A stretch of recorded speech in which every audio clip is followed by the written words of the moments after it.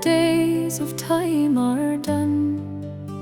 the Lord shall unto Erin send his own appointed one, whose soul must wait the hour of fate. His name be known to none, but his feet shall stand on the Irish land in the rising of the sun.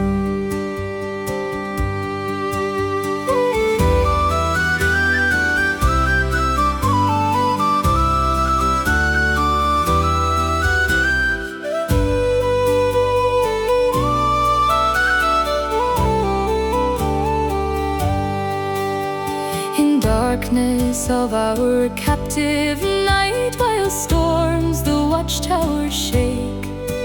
some shall not sleep, but vigil keep until the morning break, until through clouds of threatening hate and seas of sorrow war, the first red beam of the sunburst gleam Illumines Erin shore.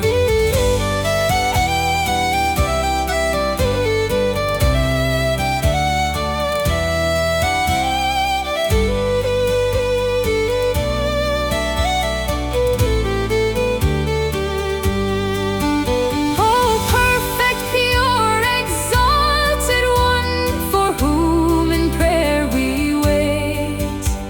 of Irish born, though happiest son and noblest of the great, as night to noon goes swift and soon, may years now roll away and bring the hour of thy conquering power and the dawning